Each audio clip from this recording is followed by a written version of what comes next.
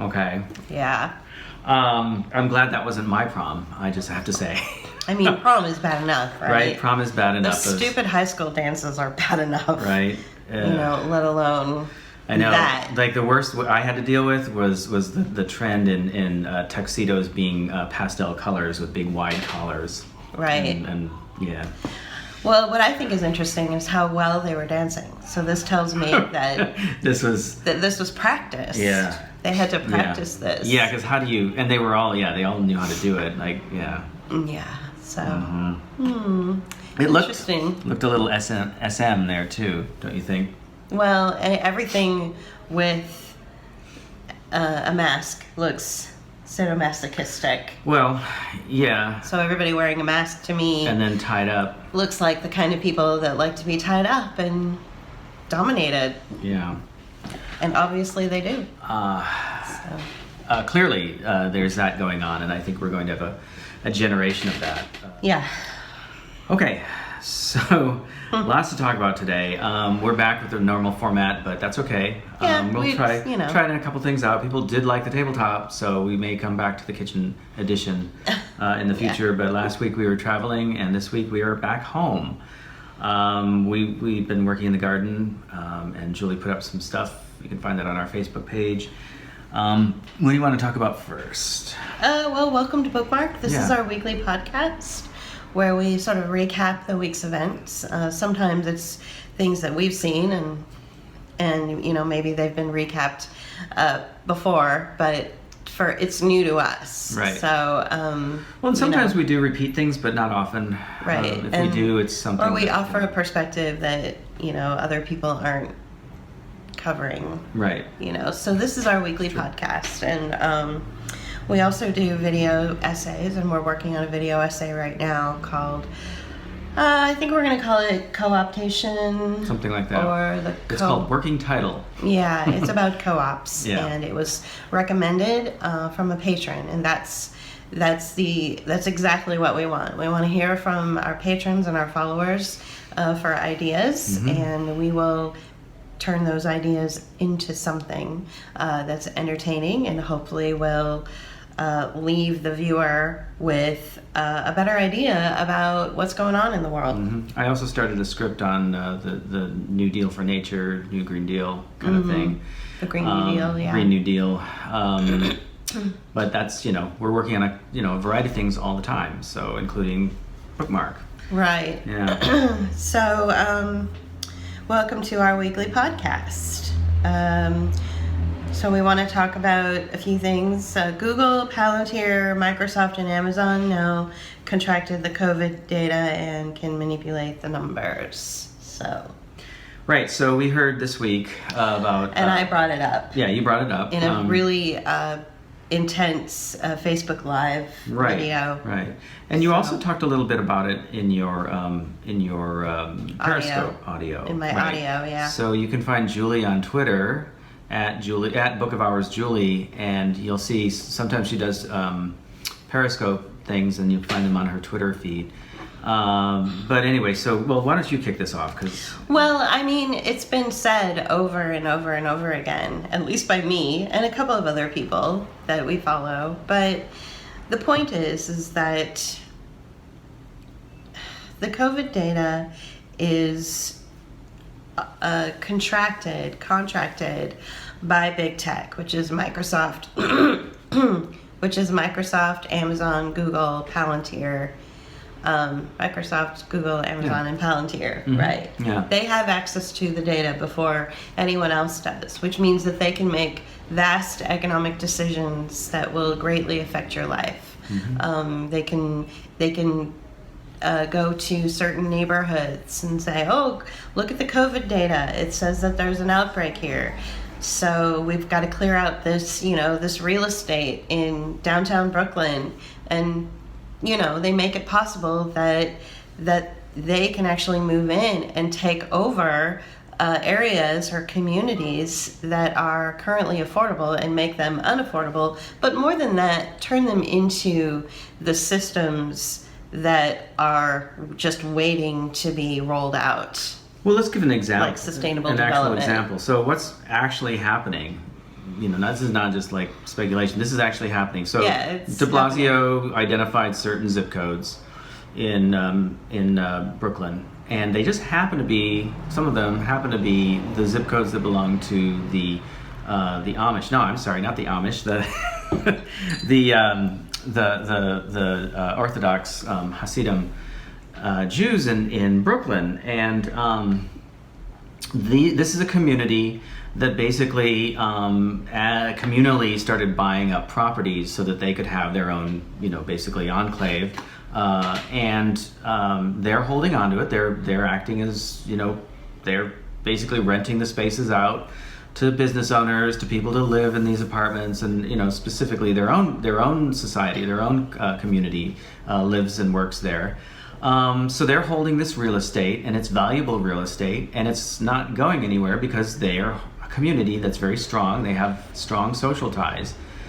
And so what better way to get rid of them and to get access to that real estate than to identify them as COVID? So they lock, a COVID neighborhood. So they lock it down, make it so that the businesses there cannot make money, so that they can't pay the landlords the rent, so that essentially the businesses go out of business.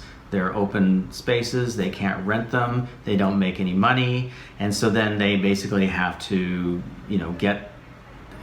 just get out of there. And the real estate developers who have deep pockets, or the corporations like Amazon and Google, are able to then buy those properties or speculate on those properties or put in offices or whatever, and they help along that gentrification that takes place. We saw this here in Pittsburgh, where Google's in the East End, and everything around Google just like completely gentrified and pushed the people that used to live there out. They can no longer live there. So now we have new people moving into the city who have no roots here. Well, kind of like us, but different, because they're there for a job. They're there to strictly work for Google or work for some other .com. And it gentrifies, it changes the landscape and the culture, and it drives prices up. And it makes it more valuable. And so the speculation on the real estate goes up, and the developers come in and they make more properties, and the West End is really undergoing a big change right now. Amazon has moved over outside of where we are, and I'm sure they're going to change things too. But to your point, and I want to bring this back, that they have access to the data, so not only are they speculating on the real estate, and what's up?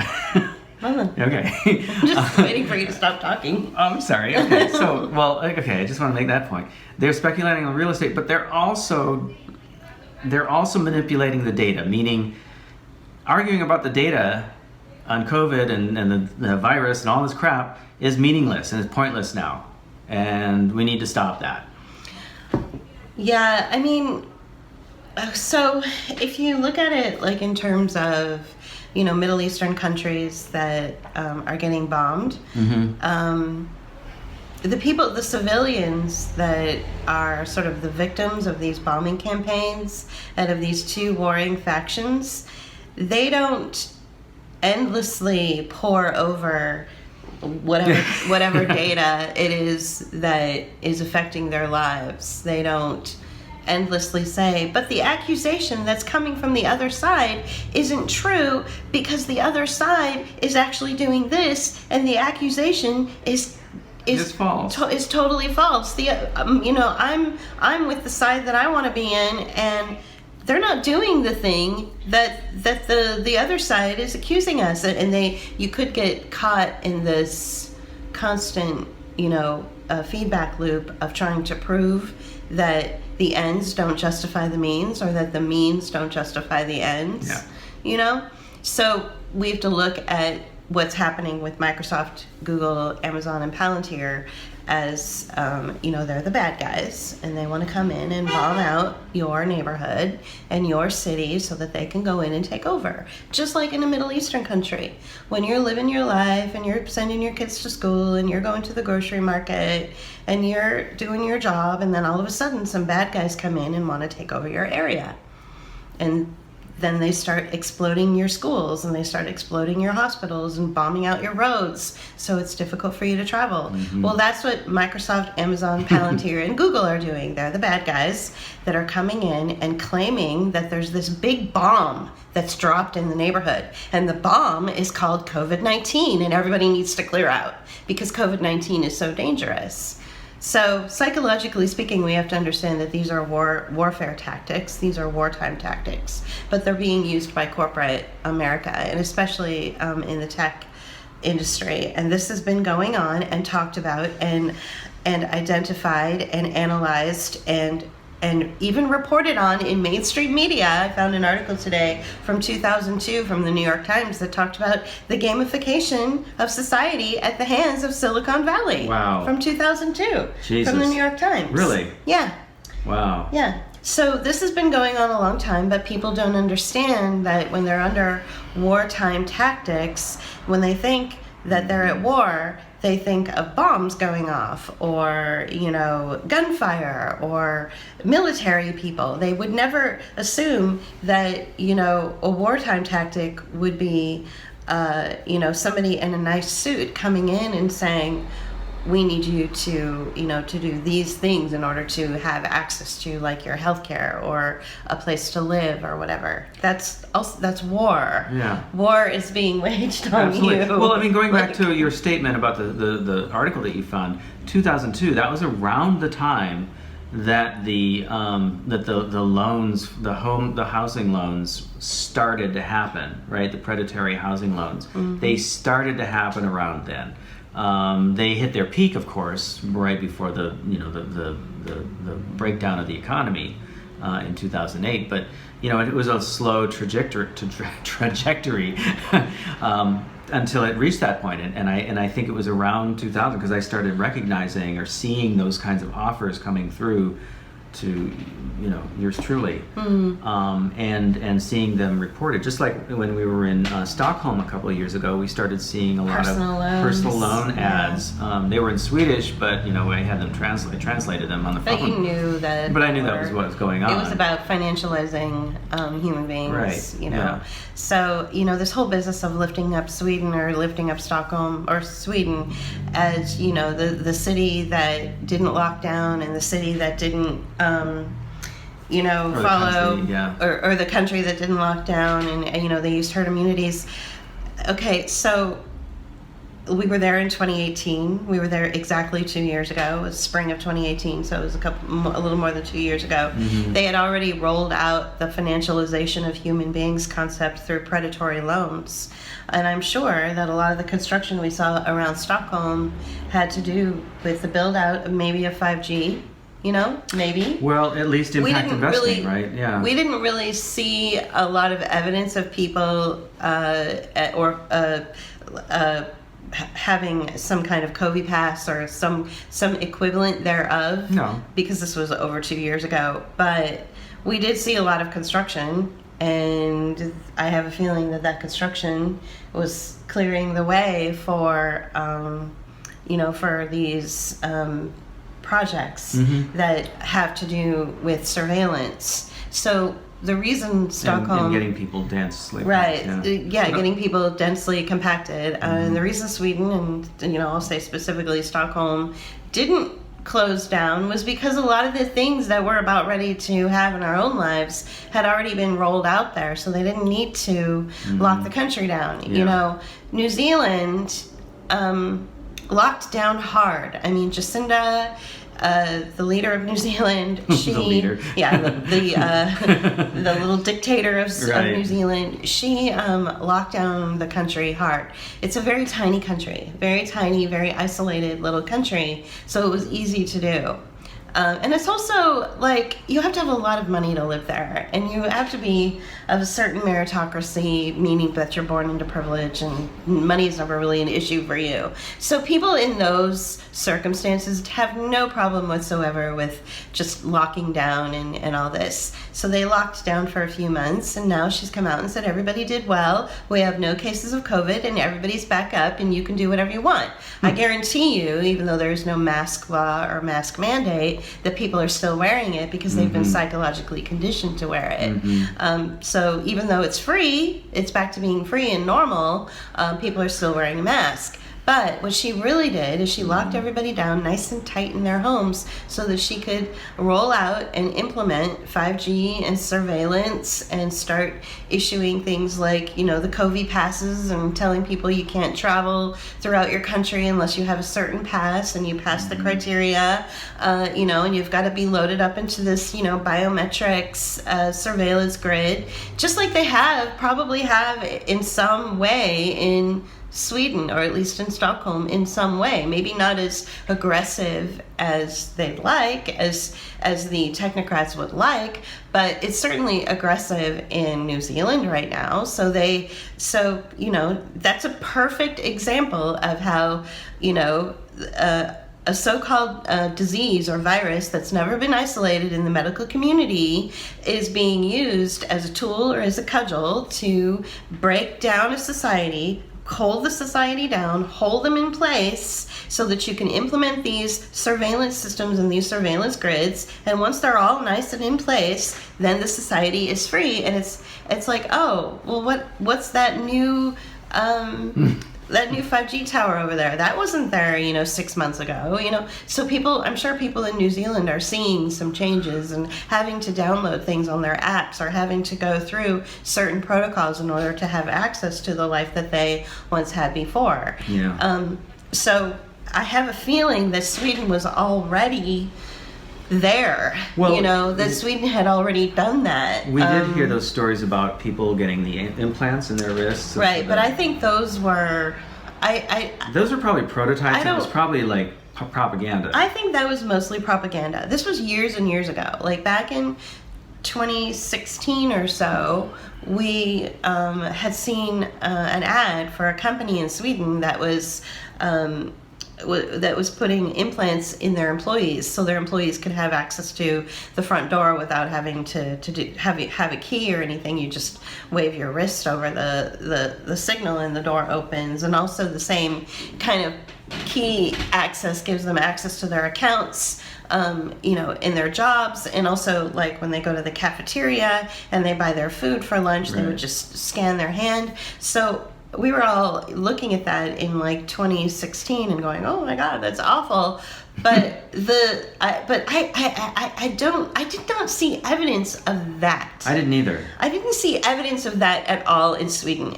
Had I seen evidence of that, because we took city buses, and when we travel to different cities and go to different cities, we don't act like tourists. We take the city buses. We go to the neighborhoods. We don't really go to the touristy places. We go to the places where the people go. Right. And when we were taking the buses and going to the cafes that the tourists don't go to, we saw no evidence of these crowded places. We went to a concert. We saw no evidence of people just scanning their wrist to have access to those things. Yeah. No evidence of that at all. Right. It was exactly the way we live our life. You have your transit card, you have your state ID, whatever, or you use cash. Like, we saw no evidence of this propaganda video where it's like, oh my God, all of Sweden is now got the sign of the beast or whatever. We didn't see that at all in 2018. It's true. But the reason that they didn't lock down, I think it goes beyond just the fact that they had, a great epidemiologist forcing herd immunity or saying, no, we're not going to kill our economy over something that's never been isolated. Right. I think it goes beyond that. I think it goes into like, okay, well, the technocrats are global. They're everywhere. The central banks are everywhere. And they looked at Sweden and said, all right, you've already implemented models that that we're starting to roll out in other parts of the world. You've already done it. So you're good. You're good. You're good. So you don't really need to lock down because you've already done it. Yeah. So gold star for you, sweetie. Yeah, right. So, I mean... Yeah. But a lot of people might disagree with me because people in the United States are looking for a hero. They're looking for a Superman. And Sweden right now is the Superman country of the world. Right. And it's like, really, there's like a lot of countries. I mean, Serbia, for one, is not doing anything ridiculous. I guess, but at the same time, though, there was that protest that was protesting against masks. So I'm not sure how extensive in that Serbia, is. Right? In Belgrade, Serbia. Serbia, that we put it at the end of our last video essay called Deconstruction, and you can see them walking along, shutting down traffic in a tunnel with a sign that says Stop Maskama, which means stop the masks. And I have a feeling that was in solidarity with, and also getting out in front of it and saying, we see what's going on in the United States, we see what's going on in the UK, we see what's going on in China, we see what's going on all over. You're not going to do that to us. Yeah. And they just came out in front of it. Yeah. So. Well, that could very well be. Because we know for a fact, that if we were to go to Serbia right now, the minute we stepped off the airplane, we could take off our mask and we could pay with cash for whatever we needed. If we went to Belgrade right now. Yeah. It's certainly more open than Pennsylvania is. Right, right. I bet a lot of places are more open than Pennsylvania. Yeah, imagine that. Going to other countries that you've always looked down your nose on, and they're more free than you are right now. Yeah. Who's having the last laugh? Right. Well. So, anyway. I'm not sure where to go with this next, but there's a couple places I could go. We could talk a little bit about, speaking of cities and stuff, we could talk about San Francisco, because I guess that kind of ties in with like what we were talking about with like New York, except it's the opposite this time. Well, it's the same kind of effect. Basically, the mayor of the mayor of San Francisco is basically, put a gun to the head of the city and pulled the trigger. And because people are leaving in droves, apparently. What were you reading? I read an article from MSN.com. I mean, you can't get more mainstream than that, right? Right. Microsoft Note. It's the MSN.com, Microsoft News, I guess, is what it stands for. Microsoft Now. No. Is what it stands for. But so, I mean, and also, my stylist, her husband, so they lived in San Francisco for a while. They moved back to Pittsburgh, and they hated it here, even though he's from here, born and raised. They just came back to be around his family for a little while, and he's a hedge fund manager. So there's not a lot of finance in Pittsburgh. It's not really that kind of town. Or a hedge fund dude. Right. So he applied for a job in San Francisco, got the job. The reason he got the job in the first place was because everybody's clearing out. So I'm sure if you went and applied for something right now back to San Francisco, that you would probably get it because everybody is leaving, and the jobs they're having trouble getting people to keep their jobs. So anyway, he got the job, and it was the worst time to move back to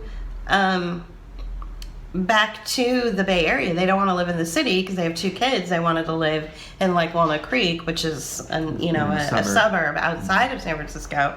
They're not city people at all. She's like, if we would have wanted to move to the city, sure, we could have easily found a place because rents are really cheap now. Landlords are really scrambling to try to find people to move in because people are just leaving in droves, but they're all going to the places that they wanted to live. So it was really hard for them to get a house out in the suburbs, but they found one anyway. I guess the point I'm trying to make is that, yes, it's clearing out big time. And it's not just, like apartments. It's also, office spaces. There's a lot of surplus office space. And I'm sure a lot of the stores that, you and I used to go to are shuttered, or at least they were closed. Or have radically changed their hours to justify not having to pay the staff as much. And, our favorite spot that was in our neighborhood that we went to often was a nightclub called The Independent, and they're still closed because the clubs are closed, the venues are closed. So they're suffering, and all the people that we knew that worked there, the bartenders and the people that worked the door, and the people at the ticket booth, because we'd go there a lot, and I walked the dog past the club oftentimes, All and the so time. they got to know us through that, and and so they're affected as well, and it's just it's horrible to see, and what we know is going on is that they're clearing it out, so while the billionaires have probably left the city for now to live on their islands or whatever. They're coming back. They're going to come back, and they're going to have a city to themselves, basically. And so Yep. and they're going to have to import waitrons from other communities to serve them. Right. So who knows how that's going to play slaves will out. live outside of the city and come into the city to serve the billionaire class. Well, that was already beginning to happen. And that was already happening, right? So, this is what's happening. So again, like we mentioned at the beginning of the podcast here, using a virus or a disease that's never been isolated in the medical community, there's no proof that it actually exists.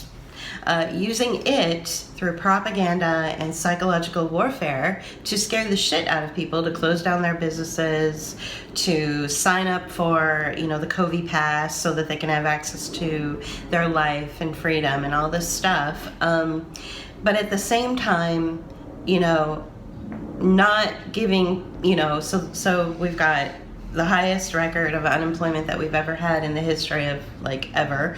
And and nobody's getting a break on their rent. I think they got a 6-week break. So here we are, having the most. I can't even find the words, but what we're experiencing is historic. So we're having these historical. Shift into another industrial revolution, which is causing great poverty and great discomfort, and the suicide rate is up, and all this crazy stuff is happening, and people are fleeing their homes and fleeing their safety nets, and they don't know what they're going to do. And you've got multiple families now living together. If you like your kids, that's great, because they're never going to be able to afford to leave your house, right. That kind of thing. So all of this is happening, and yet nobody's getting a break on their rent. You still have to pay your utilities.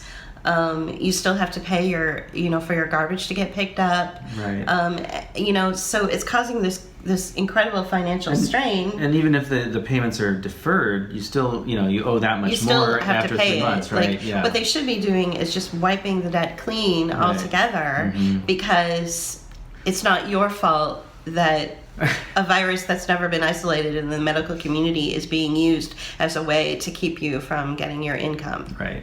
Well, not what I'm saying? only that, but a lot of these companies did get money from the government.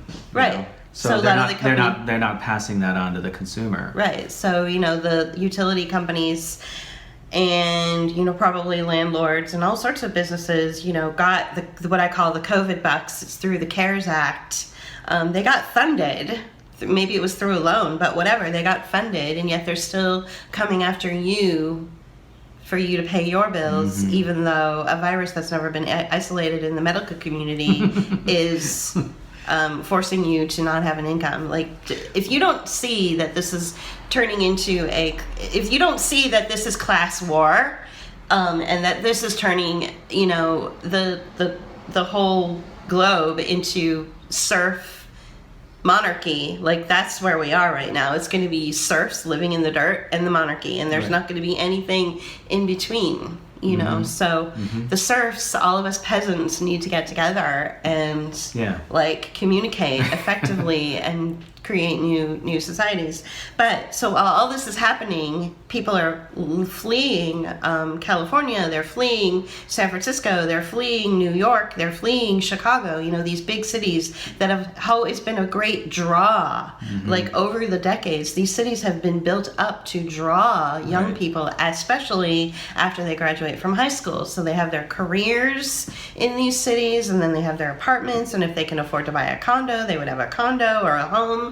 And then that's where they would, set up for the rest of their life. Well, that concept is gone. That is not the concept of the fourth industrial revolution. The concept of the fourth industrial revolution is to clear everybody out as much as they can, lock them down, throw in a bunch of surveillance and a whole bunch of systems in place that make it punitive for you to live your life so that you can become the thing by which they get money and wealth off of. You are now the product. So if you manage to be able to stay in these cities and you manage to be able to make it work and you can stay in the city, your life in these incredibly surveilled and controlled smart cities, these, you know, technologically grid surveillance cities will be completely punitive. Everything about who you are and what you are will be, you're alive, therefore you're a terrorist. Therefore you must be punished because you breathe, and because of the Green New Deal, you're emitting carbon dioxide, which means you have to put a mask on your face. You're sick because you have a mask on your face. Oh my God, you're a human being. You're a terrorist because you got sick. So everything is punitive. Everything is a punishment. It's a punishment for going to the bathroom. It's a punishment for speaking. It's a punishment for breathing. And the closer you are to these smart cities like Seattle, Portland, San Francisco, Chicago, New York, probably Austin, like these really cool cities that everybody always wanted to live in, those are the cities that they're going to target first. Right. So I guess let me fill in a step then, because I think, you know, basically what's happening is these areas are clearing out. Okay. At the same time, they're clearing out, you know, countryside and other areas, especially in California, through, you know, the fires. Okay, fires are happening. We're not going into that at all, but just that they are happening, and they are actually clearing out residents and making new real estate available. The same thing's going on in the cities, and so what's going to be happening is that they're clearing out the cities so that they can start implementing these new these new systems. What better way, you know, the same question again, what better way to install new systems or new ways of working? Like, for instance, you know, we were under a paradigm in San Francisco where it's like we knew that we just rented. Most people rented in San Francisco. It's 95% of the occupants which is are renters. Weird for anywhere, right? That was a very unique situation. It's done on purpose, I think. Well, sure, of course, and it's been, you know, but now they want to change that. They want to change that paradigm. They want you to be a renter again, but they need to have more densely packed residences. In San Francisco is a very densely was a very densely populated city, much like New York, like Manhattan, but it's a much smaller space, right? It's probably a quarter of the size of Manhattan, and so a lot of people are living there, like 750,000, almost a million people in this 49 square space area. I think what's happening is that they're trying to clear people out so that they can start implementing new forms of buildings, new ways of creating inhabitable space, so that then when they start bringing people back in, they're smaller spaces, they're more easily surveilled. Yeah, it'll be like Section 8 housing for everybody. Yeah. You know, basically. And then, unless you're very wealthy. And then we'll all be, you know, our work will all surround digital service platforms. Right. So, you know, you're going to be either, you know, working, you know, coding or doing some sort of online work, or you might be doing like a TaskRabbit type work. Right. But everything, you know, even if it's physical labor, you're going to be going through a system like say TaskRabbit or you know these other kind of platforms. They're called digital service platforms, and you get gigs. So the gig economy, you get gigs through these platforms in order to make money. Right. You know, Uber and Lyft are both, you know, part of that type of system. And so what I think is happening is this is part of the fourth industrial revolution as well, the Great Reset, in that they're resetting the paradigm for living in a city. Right. Right? And so you're going to get people out of that city by forcing them out through draconian measures, the masking and the social distancing and the propaganda. I mean, it's like living in 1984 in San Francisco right now.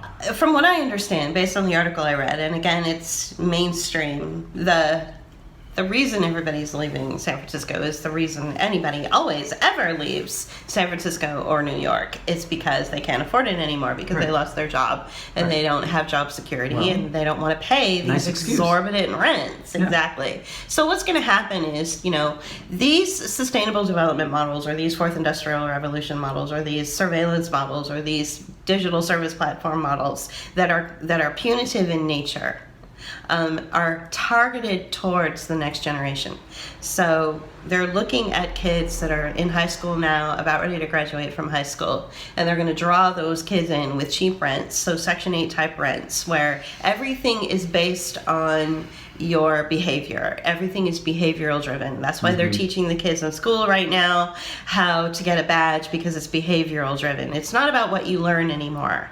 And this idea, so, baby boomers need a big fucking kick in the teeth because they need to wake up and understand that it's not about going and working for a company now and having a long-term opportunity and a career carved out for you, and then you get, and then you can afford a house with 2 cars and a college education, and then you can find somebody and marry them. That doesn't exist anymore. What's going to happen for the next generation, and we're seeing it now, is that they're going to be living on an endless supply of loans, an endless supply of investors and financiers, that they'll be living in their little box in San Francisco, and they'll be told how great it is that they get this incredible zip code, living in this posh city that is San Francisco, and all the opportunities that are in these posh cities, and every job that they get will never ever be enough. So what happens is they end up living in a box like a prison, in a very stark, situation, working a job that is killing their soul, basically, and having to continue to take loans in order to do well at their job and get to the next level. Stay up with the latest to stay up with the latest technology or whatever. So it's all punitive. It's all punitive until one day, years after they start this whole process and they keep trying to find a better job or get into a better position, they realize that all the work that they're doing, they have no money, they have no freedom, that everything that they do, they have to tag here or tag there, and they have to apply for things like, well, you don't have enough money to take the bus to get to work. Well, then you better apply for this loan, or you better apply for this grant from the state or the system, and they're constantly thrown back into the system. Back into the system. And it doesn't matter if it's like SNAP benefits or if it's a loan, it's still... You need to eat, you got to take a loan. Right. Or you apply for government assistance, and that's tied to behavioral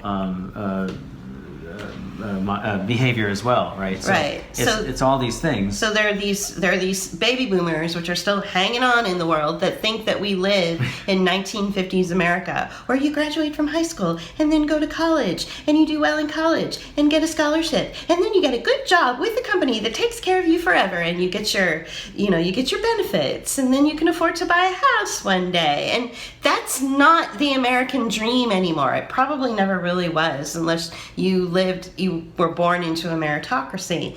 What your life is now is punitive. When you walk into a store or a cafe or a restaurant or wherever you go, if you take public trans, and you've got some asshole barking at you that if you want access to that, muffin for breakfast or that coffee or that drink at the bar or those, fish and chips or whatever it is you want access to, and you've got some douchebag barking at you to put on a mask, that means you're the product. The thing that you're buying and the thing that you're paying money for, you think it's the product. No, you're the product. You're the product because they're making money off of you, following all of these protocols. Right. And, that's why I'm just like, just get off this ride. I don't care if you have sentimental reasons for wanting to continue to go to your favorite pub or your favorite cafe, or if you feel that we should really support the small businessman. If the small businessman or the small business owners are taking the CARES Act loans or taking these predatory loans, and the stipulation in the loan says that they have to follow COVID protocol, then they're the enemy. You don't go there. You don't support them anymore. I mean, that seems really simple to me. Yeah. So it's a little off track, but I feel like we're at that point. Right. And I think we're gonna see a shift where those investments or those loans are going to be like social impact investing, to where it's still going to have that kind of it'll be based on outcome driven. I forget the word for it, but criteria, know, and metrics. And they will have stipulations associated with that impact. Now, an impact investment is basically, they're creating an investment product that allows them to say, this is what good will occur in the society if we do, if we invest in this program. Okay, and so you business person fit into that program, and so you have access to that money. But if you accept that money, then you have these specifications and stipulations associated with it, and so you have to meet certain criteria, and you have to meet the outcome that they're looking for, right? You have to serve this specific type of population, or you have to meet these criteria, and you have to be able to verify that you did these things in order to live up to the contract on that loan. So I feel like we're getting really like we're being like we're lecturing. Yeah. So yeah. I mean, what is wrong with people that they don't understand these things? Like, even the most woke people in our community, I think that are not really understanding that what we're looking at is something really punitive. I think that it's hard, even for we're me. The terrorists right, now. Right. Well, okay, it's even hard for us and hard for me at times, to stop thinking in those old paradigm ways of thinking, the old paradigms. The thing that you were talking about, you go to school and you get the job, and then all these sort of middle class bourgeois kind of, things that we've all been told is how you make your success. Is what being an American is about. Right. And that's not. And the thing is it could be that a lot of people either, what am I trying to say? They've had their careers and everything went fine, or even if their careers got interrupted, the propaganda in this world is all about it's your fault. And I personally have experienced the prototypes of what's to come in terms of, putting you on the platform or insisting that you stay up with your, this lifelong learning thing where you stay up with, your career, and you have to keep increasing your knowledge. And because it came to a point where I'm unhireable now in my field. And it was for a while there, even for like a temporary 3-month job, I had to take what was known as a design challenge, and I had to go through a series, answer a challenge that says, well, design this for us and blah blah blah, and it should only take 3 hours. It would take 8 hours, and it would be a big investment in time just for a 3-month job, and so. These were all. But you would never get anyway. But you would never get anyway. So right. So these were sort of like prototypical type steps and things they were trying out to see, what the best way to, install these lifelong learning types of concepts and situations, right. Get you on the service platform, and again, like even if you're doing physical labor, TaskRabbit is going to be something like that, and there's going to be things for like electricians and plumbers and people who are professional laborers. As well, and it's just all going to be that way. But I started seeing these things in my own career. I started seeing the way that you would get treated in the organization if you did not meet a certain sort of behavioral criteria, if you weren't a certain type of person, if you didn't go to the right school, if you didn't have the right education, and if you didn't continue updating your own personal knowledge, right? I don't think people can even begin to grasp that. Well, okay, so that's what I'm getting at. Because our audience is either they're either really privileged and they've never had any financial troubles and they've never had to always, jump through hoops to make it to the next level. They have been born into a meritocracy and are privileged, or our audience is working class and they're sort of bootstrapping it. They learn a trade, they learn a talent, and it's probably something that's been come down from the family, whether it's plumbing or you're a baker or whatever. So there's nobody like us in our audience, where we weren't born into a meritocracy, but we didn't have working class parents. I think that, so we don't have a trade. Right. Well, except that this is the trade. So we have all the right education and we could mingle with the bourgeoisie, but we were never accepted by the bourgeoisie because we didn't have the money and the meritocracy to send us to the better schools or, send us overseas for an education the way they have. Right. So what I'm trying to say is we're coming to you with this information, and both of those types of people have no clue what we're talking about. I think it's because, and I don't want to interrupt you. No, it's fine. I'm trying to add on to that, and the reason for that is that this has all been clandestine. This has all been very well hidden, and they've done it in very small steps. The way that these things have been implemented. The only reason that we have experts out there like Allison, it's very abstract, and it's all high-end, really abstract financing that's going on. So we can in understand. The background. I guess what I'm but saying. I'm even having trouble grasping it, and the only the experts in the field, like our friend Allison, who understands this, is only reason she understands this is because she put in tons of hours to really research this and find out what the fuck was actually going on. So she gets it from an academic perspective because of her research and understanding. We get it from an emotional perspective because we've lived it our whole life. But and then paying attention to what's people like her and putting two and two together. Everybody is still living in a 20th century attitude or paradigm. I still have a hard time. I just saw a cartoon on Facebook, and it was like a set of steps going up, and it had two people, and I assume they were, of the millennial or even younger generation, just getting out of college. One had a ball and chain attached to them, huge ball and chain attached to them that said education debt, and the other one had medical debt, on their ball and chain.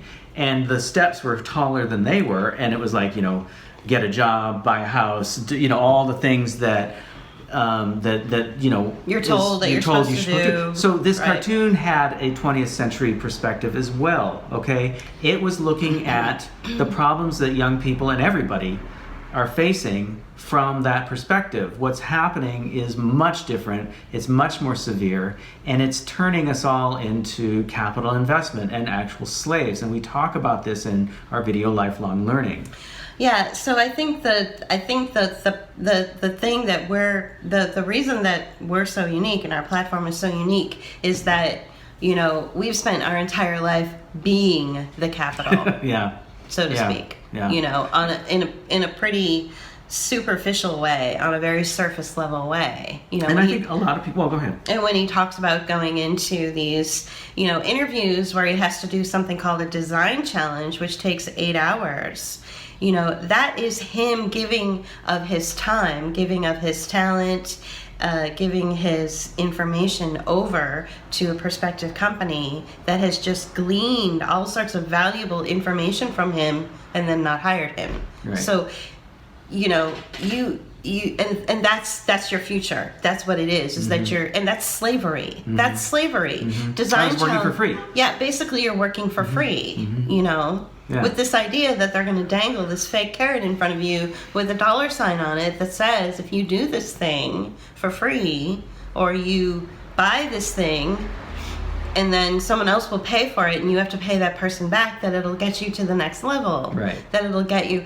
And this is something that we have been dealing with as Generation X and just personally as well, our entire lives. So it's an easy concept for us, but it's so abstract for the privileged. It's so abstract for those who were born into a meritocracy, and it's so abstract for the working class as well. So even though people have been dealing with these things, again, I'm going to come back to it's either they think that it's their fault, okay, that it's them, okay, or they just know, like especially a working class perspective, watching the people around here, they have no clue. They don't have a clue because of either lack of education, lack of awareness. I envy dependency, them. dependency issues, or it's just they're used to having a boot on their neck, right? Always, because looking around here, especially when we get on the bus, the people put on their mask. They don't want to put on their mask. They don't believe it. No, for we're the most talking part. about a beaten down. And they're just like you can see it in their body language that they're just like right. Another thing that I have to do to get to work. So this is what's happening is that everybody, those of us who were born into a meritocracy, or those of us who could make ends meet by having a working class trade, or those of us who never really felt the boot on our neck. From being born into poverty and inheriting trials and situations that have caused us to either be incarcerated or whatever. We are all transitioning into what those people have experienced their whole life now. Right. So when you see a bunch of people that that they don't want to put on a mask and they're beaten down, well, welcome to our neighborhood. Well, and we say this forever. We say this in the beginning of lifelong learning as well. It's like if you want to know what's going to happen to us in the future, look at what has been happening to the poor in the past. And that's it. It doesn't matter. It's not about race either. It's about economics. It's about it's class war. And this is a class warfare. Yeah. So the goal is to oppress everybody. The goal is to beat everybody down. Make sure that everybody gets used to the feeling of the boot on the neck.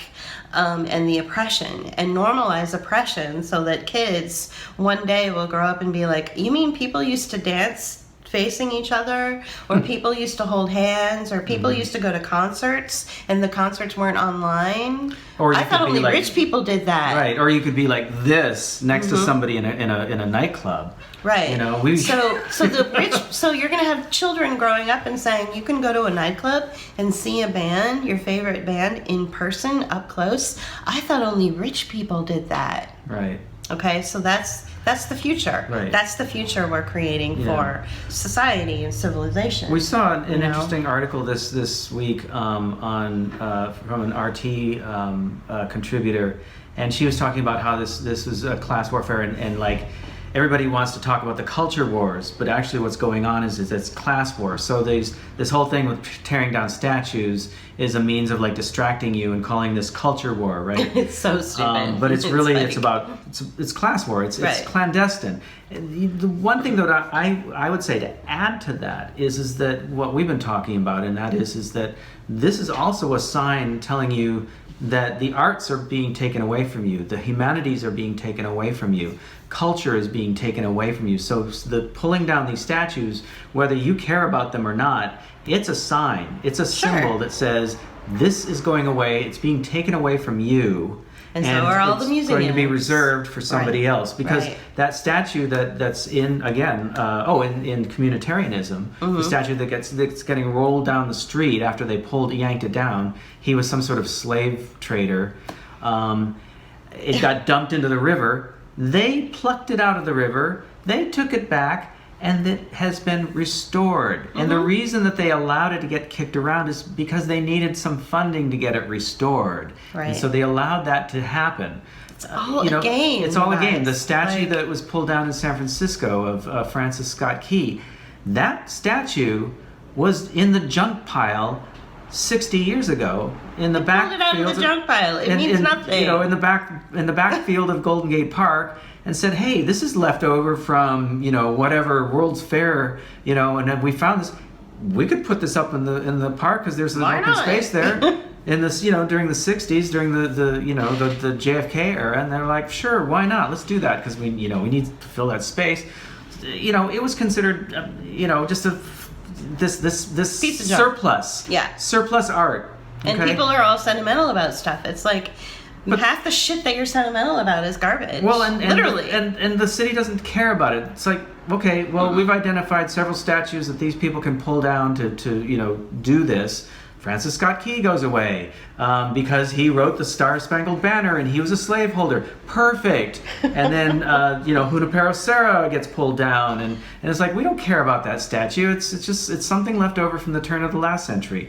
We don't care. Pull it down. So what are we? What we're trying to say is these are symbols not of class war. I mean, not of the culture wars. These are symbols of class war. That's about ready to be waged on you. These are symbols of class war because what they are saying is the arts are being taken away from you. Right. Okay, all of you. Right. And they're going to be reserved for the those wealthy. who can afford it, who can, who have the money, who have the means. And why do they have the means, and why do they have the money? Because they're making money from us. Right, exactly. They're making money from this platform right here. The operators at Google, which owns YouTube. Right. So they're going to live in a much more privileged life where they're going to have access to going to the grocery store, to going to concerts, to going to travel, to everything, where we won't. But we just gave them, the algorithms, and we gave them the data, to make them wealthy. Right. So it's the same thing with the people that are running all of these different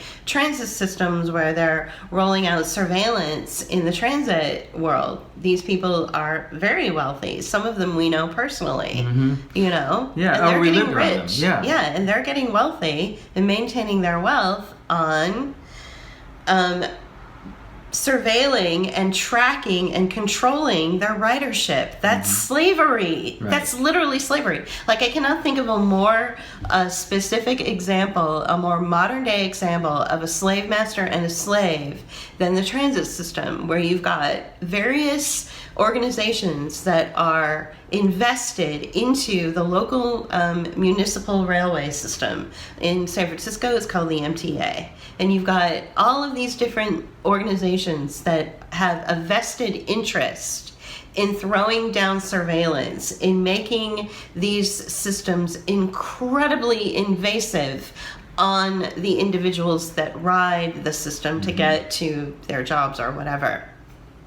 That's slavery. That is literally slavery. It's the best way to track a person because they have their little transit card which tracks them. It's the best way to install biometric checkpoints, like temperature checks at your pineal gland. Can you imagine if just wanting to take a train and you had a gun pointed at your head every day? Like, what does that do to a person psychologically? That's what slave masters would do to slaves, is they would do things psychologically to terrorize them every day to break them down. So these people who are our next door neighbors, who we would have dinner parties with, are the people that are doing this to San Francisco citizens every time they take the train. They will maintain their access to concerts, parks, land, housing, travel, good food, organic food, private audiences with, the wealthy. And they're getting wealthy off of the people that they are terrorizing. Right. And if they're not doing that, they're privatizing the commons. So, I can see a point where these transit organizations will be privatized. Exactly. And they'll have even more, leeway to do those kinds of things that you were just talking about. What we were seeing in San Francisco was a privatization of the commons through Google. Basically would bus people from the city out to the Google offices, which were 30 miles south of there, and these big giant buses that had no business being, like tourist free buses. Wi-Fi, free coffee carts, and they it would were be huge. like being in a beautiful cafe on wheels. Right, and they were huge. They would take up the streets, and they were allowed to use the public bus stops to do this, and sometimes you would miss your muni bus, your transit bus, your city bus, because they were taking up space, and the city bus would just go around it because it didn't see you standing there waiting behind this giant wall on wheels. Or it thought that you were a Google employee waiting for the Google bus. The other thing that was going on were these bicycle programs that are out there where you borrow a bike, but you have to use your credit card to do it, right? There were some that were like in these corrals, and then there were some that were uncorralled. use them, park them anywhere. They'd ride it to their house, they'd park it out front and go anywhere. Well, these folks started locking these bikes up at the public free bike lots, like a bike lock in front like of bike racks in front of a house, in front of a store or whatever. Mm-hmm. And so this was public parking that was free to the public, but they were taking it up with a commercial service so that you couldn't lock your own personal bike up there, your personal property. It was being given over to private property. Right. And so we were seeing this invasion on the commons happening private property onto personal over personal property, right. or even over the common areas that were open to everybody, right? So, and you have to understand that these big gleaming Google buses or these tech buses, they're not like little shuttles like you see. No, they're giant. When you would, like if you're in school, like in college, like on a campus, sometimes they have these little shuttles that fit about 20 students, and they take them all over campus. And if you have a student ID, then these shuttles are specifically designed for students in college. Well, not anymore because nobody's allowed to go to school. Well, we're not even talking school buses. But we're not talking that. We're talking big, giant, gleaming, state-of-the-art buses that have coffee carts and bathrooms inside and free Wi-Fi and climate-controlled seating and like the best of the best. Right. These were those giant tourist buses that you see around. Right. So sometimes you'll see but they're better than the tourist buses. Yeah. Better than those. Yeah, they were outfitted. And these buses would come in, and little old ladies would be like knocked on the ground because they couldn't get onto their little muni bus to go downtown to go get their produce or whatever. Like this, and of course. You talk about some alternative solutions to this, like, okay, instead of having these big, giant buses come into these little narrow streets in San Francisco, which is a very hilly city with lots of narrow streets, to have these huge, gleaming monster buses coming in and just knocking everybody out in their way, why don't you have them go meet, like, at a certain destination that's in the city that has lots of open space? Like, there's this abandoned parking lot that's, near the bridge, which would be perfect. You come off the bridge, you could pick up everybody there, and then you get back on the bridge and you take everybody out to Menlo Park. There was the other thing. Yeah, there was the other thing. I actually suggested that and got laughed out of the room. Well, me too. I mean, there's a system called Caltrain that Google could have invested in, and it would have been a common good. Okay, they always talk about the common good. It would have been a common good for everybody in the Bay Area. It would have increased ridership, and it would have made it a much better, more pleasant experience for everybody, right? And just had smaller shuttles take everybody to the Caltrain station and then go down there that way. No, we can't do that because we can't have our employees tied up with, all this travel. I'm sorry, that's just bullshit. Well, and then with my idea, what the employees could have done is they could have put money back into the municipal system, back into the SFMTA, so back into Muni. So you're living in a neighborhood and you have to work all the way out over in Menlo Park. So you're living in downtown San Francisco, or you're living in San Francisco. You take one bus or you ride your bike to where your big fancy Google bus picks you up.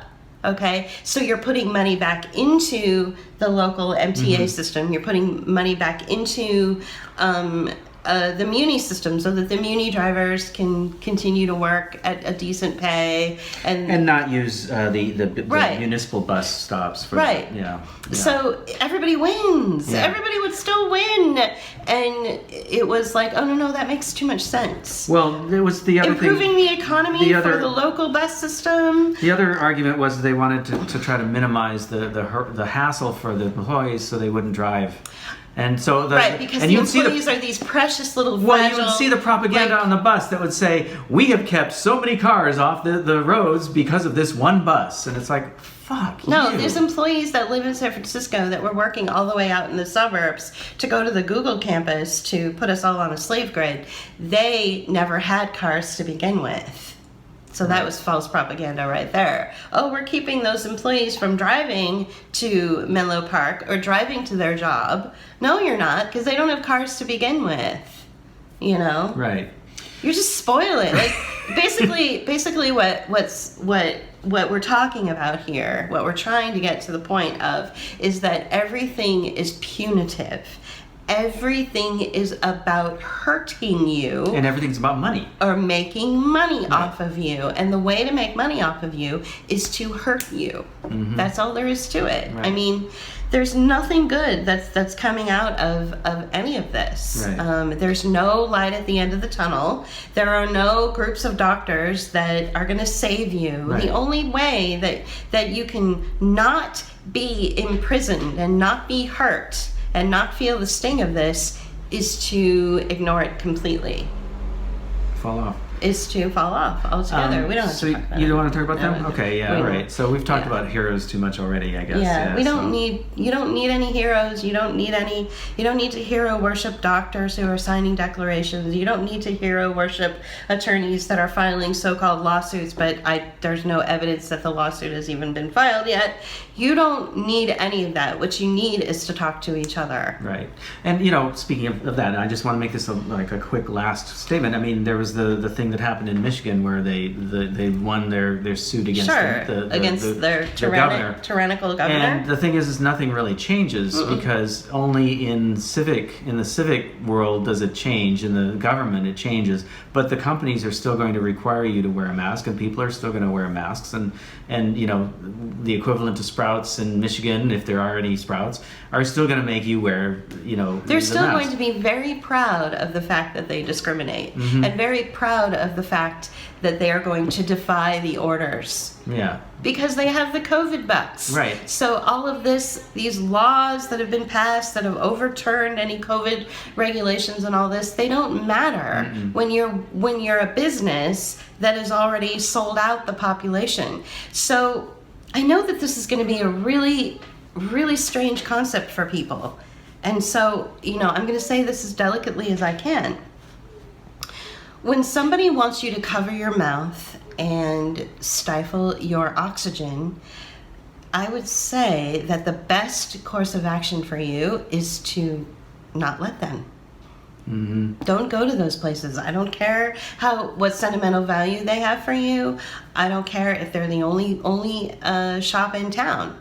Your war is being waged on you, so you're going to have to find workarounds. You're going to have to go way out of your way to find a place, or do like we do and have an abundance of tomatoes and potatoes in your backyard, so you don't have to go to the store and be tortured and be treated like a terrorist. Well, to be fair, I mean, there are points where, you know, we do mask up because there's just no workaround.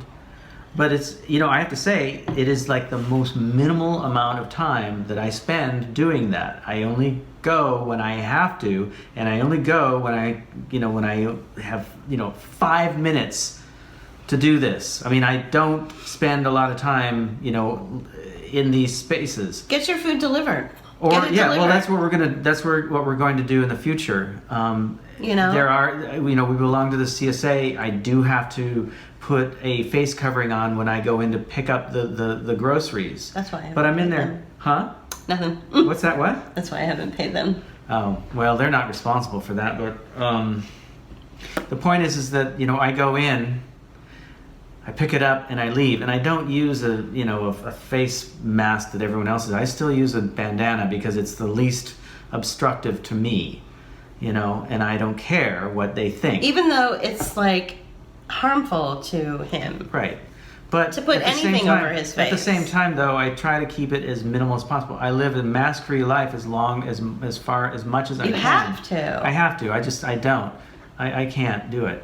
So, the anxiety that it causes, and it's also the health issue that there's it this causes. funny thing about needing oxygen into your brain, and you're Right. still, doing a wage slave job, which was forcing you behind the wheel of a school bus, and you don't want to put the children that you have to cart around in danger because you pass out because of lack of oxygen Right. to your brain. So that's why you can't wear a mask. I don't wear a mask at work. So, you have to pick and choose, and you fight the battles that are in front of you, and pick and choose. But, so I wanted to be fair about that, because we do make those exceptions ourselves, but we are very, very, very specific about what we do and what we don't do. the only way it's going to work is to let them be. They're traitors. Right. They're traitors. They're the people that are opening up the oven doors and shoving the people inside. They are the traitors. They're tracking you. They're training you to be the slaves into this, bio-fascist surveillance grid where they're training you. Yeah. They're the traitors. They've taken money to sell you out and turn you into a product. And I think that maybe that's the best thing to do is to act and treat them that way. Right. That, even if you do go into their shop, that you treat them with the disdain that they deserve. That they are treating you with. Mm-hmm. They don't care about you. Right. They are literally selling you out. Your biometrics, your data, if they're shoving a temperature gun in front of your face and in front of your head, or they're forcing you to wear a mask, nobody has the right to tell you how to treat your own body. What's next? Seriously, I want to know what's next. If the clerk who bags your groceries has the right to shove a temperature gun at your forehead and put a mask on you, what's to stop your intellectually challenged neighbor to suddenly have the right to set a bone when your child breaks his leg or whatever? They don't have the background. They don't have the medical experience. They don't have the background. Nobody has the right to force you to do anything when it has to do with your health, especially.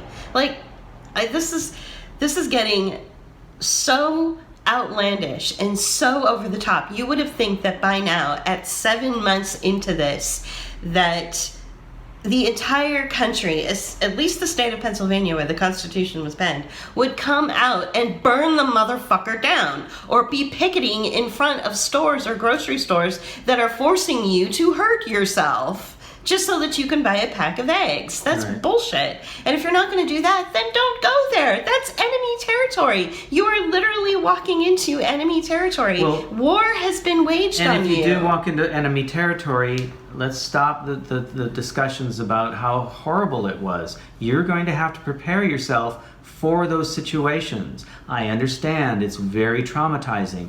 We have to get over that. If you're going to go into enemy territory, you have to get over that. And that's all there is to it.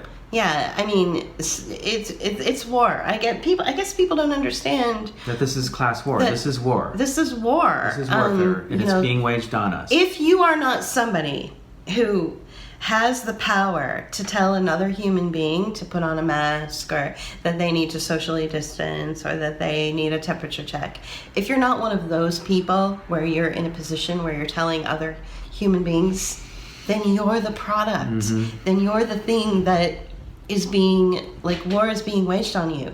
Those people are the soldiers for the technocrats. Those people who are telling you to put on a mask or social distance or whatever it is that they're telling you to do, they think of them as being, they signed up for their commission. They're getting paid to wage war on you. Mm-hmm. That's what so don't just go wandering into enemy territory with your cute little canvas bag and go buy some eggs. And think you're going to get away with. That's literally going into war, into the enemy territory. That's like going into war territory without your helmet and your gun, right? Yeah, what are you doing? Yeah. And let me just say the final thing here, or a final thing here.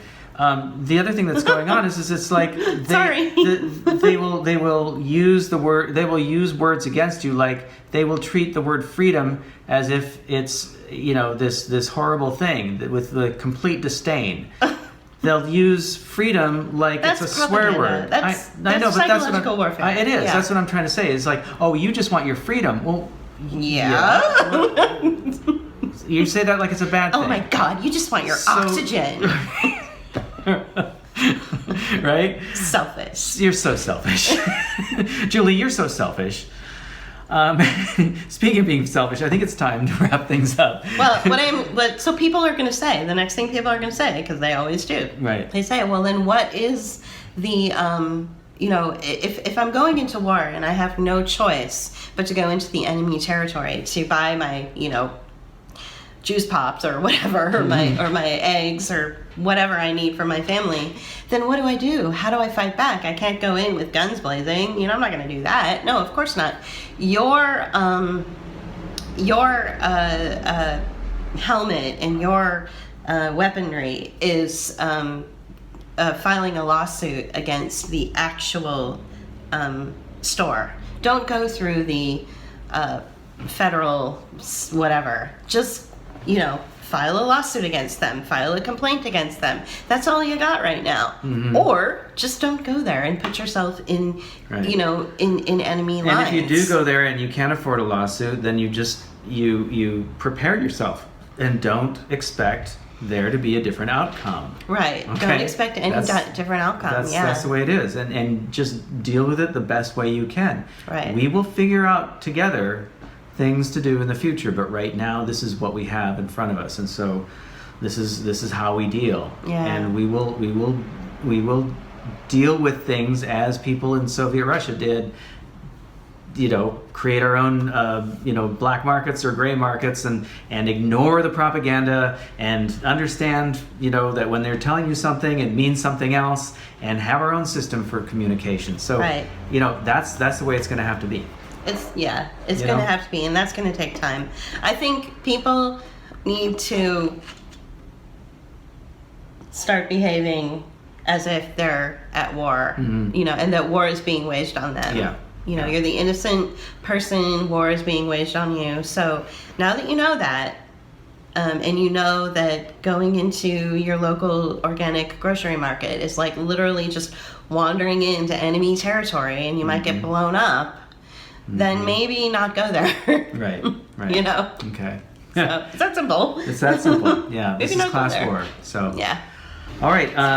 Anything else? No. Thanks for tuning in today. Yeah. We know that it got a little emotional, but sometimes you need to do that. Yeah. And we went a little over, but sometimes you have to do that. Right. All right. Oh, but what I want to do is we want to end this video with our old man in a chair. Yeah. We don't really like Vernon Coleman. Not much. Everybody loves him. Everybody loves him. Everybody loves Vernon Coleman. He just whinges on the same we don't really bullshit. like him. He's very privileged. He was born into a meritocracy, not interested in rich people telling me things I already know. But there is another old man in a chair that we are going to play right now for you. So we hope you enjoy him. Yeah. All right, cool. Well, thanks. Bye. Bye-bye. Hi. I mentioned autonomous politics a few times lately. It's resistance, struggle, organisation from the base level, without and against all political parties of every complexion. It's based on the working class, the oppressed, disenfranchised, impoverished, rather than the middle classes who already monopolise all factions of the political frame. Autonomous politics are neighbourhood, workplace, street-based, mostly consisting of federated affinity groups, forever expanding, dividing without hierarchy and utilising flexible leadership if required. It embraces direct action, organisational innovation, self-education. It utterly opposes the authoritarianism of political parties and is against the state. It's all to do with spontaneous mobilisation, but also preparing for such moments. Inevitably, it can only be or become revolutionary, challenging this outmoded, crumbling feudal capitalist setup and replacing it and halting it before it lurches into totalitarianism. Autonomous politics are all about class struggle, but also embrace individual freedom, making it more than a slogan. It needs solidarity, mobilisation on an everyday level to thrive and survive, where millions decide their future and take control. Well, that'll do for starters. By any other name, it will be anarchism. And as far as I'm concerned, the two concepts are interlinked and intertwined. The ultimate goal must always be revolution. So, make the 2020s the decade of autonomous politics and revolution, and no to the new normal. Bye. Book of Hours is determined to remain an essential platform that offers a creative interpretation for lockdown skeptics and experts who have been censored by mainstream press. Thanks to your donations, we can carry on doing this essential work as working artists. These big issues of the day are vital and need to be heard. So please share our videos, subscribe to our YouTube channel, make a one-time donation on our PayPal page, but most importantly, please be a part of our team on our Patreon page. Go to patreon.com/bookofhours and hit the blue button titled Become a Patron. Thank you.